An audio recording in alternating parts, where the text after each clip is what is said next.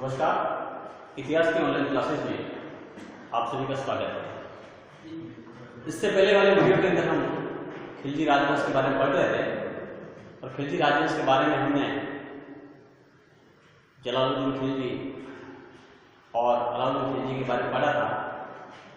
अलाउद्दीन खिलजी की जो विस्तारवादी नीति थी, जिसमें उसके उत्तर भारत की विजय और दक्षिण भारत की विजय के बारे में, साथ ही हमने उसके जो आर्थिक सुधार थे, भू राजस्व संबंधी सुधार, उसकी जो बाजार नियंत्रण प्रणाली थी उसके बारे में, इसके अलावा उसके सैन्य संबंधी सुधार के बारे में भी हमने अध्ययन किया है। इसके बाद में बीए सेकेंड ईयर के लिए जो इंपॉर्टेंट टॉपिक है एग्जाम के पॉइंट ऑफ व्यू से, वो है तुगलक राजवंश में जो शासक है वो है मोहम्मद बिन तुगलक। तो आज हम मोहम्मद बिन तुगलक के बारे में, उसकी योजनाओं के बारे में अध्ययन करेंगे। ध्यान रखें कि एग्जाम के अंदर मोहम्मद बिन तुगलक का जब कोई प्रश्न आता है तो मोटे रूप में बड़ा प्रश्न आने की संभावना जो 15 नंबर का होता है, 5 शब्दों में जिसमें आपको उसका उत्तर देना है, इस तरह के प्रश्न ज्यादा आते हैं। और उसमें जो बड़ा प्रश्न आता है जनरली कि मोहम्मद बिन तुगलक की योजनाओं के बारे में समीक्षा कीजिए, समझाइए, इसकी विवेचना कीजिए, विश्लेषण कीजिए, इस तरह के प्रश्न आते हैं। मोहम्मद बिन तुगलक के बारे में अगर हम अध्ययन करें तो वैसे तुगलक का जो राजवंश है, उस तुगलक राजवंश में सबसे प्रसिद्ध शासक,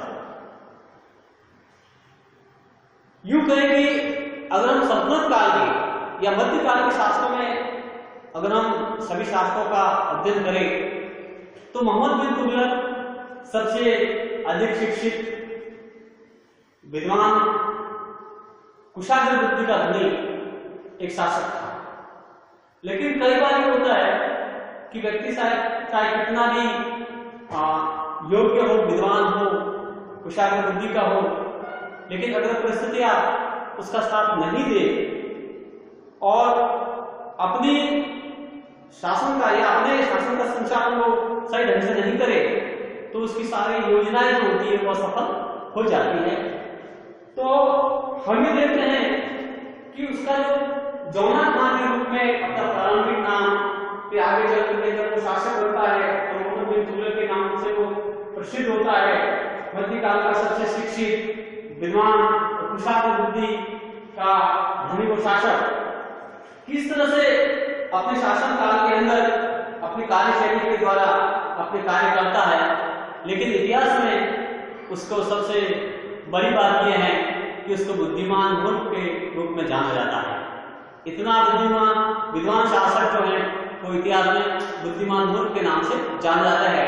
तो हमें समझना है कि मोहम्मद बिन तुगलक है जिसका कार्यकाल जो है, शासन काल जो है 1325 से लेकर के 1351 ईस्वी तक है, वो इतिहास में बुद्धिमान मूर्ख के नाम से जाना जाता है। तो ये बुद्धिमान मूर्ख उसको क्यों कहा जाता है, इसके बारे में हम अध्ययन करेंगे। लेकिन हमें ये समझना है कि उसका प्रारंभिक नाम जौना खान था, बहुत ही विद्वान था, कुशाग्र बुद्धि का धनी था, शिक्षित था। जब वो सम्राट बना या सुल्तान बना तो उसने जो नीति अपनाई है वो नीति ये थी कि किस तरह से उसने योग्यता के आधार पर जो है साम्राज्य के अंदर अपने पदों का बंटवारा किया था। जो व्यक्ति जैसा योग्य था उस योग्यता के आधार पर ही उसने जो है साम्राज्य में पदों का बंटवारा किया था। और इतिहासकार हमें इस बात की जानकारी देते हैं कि उसके काल के अंदर पूरा साम्राज्य उसका जो था लगभग 23 प्रांतों में विभाजित था। यानी जो पूरा साम्राज्य था तुगलक राजवंश का वो 23 प्रांतों के अंदर विभाजित था। 23 प्रांतों में उसका साम्राज्य बटा हुआ। तो शुरुआत के अंदर हम इतना ही समझे कि समझने का प्रयत्न करेंगे।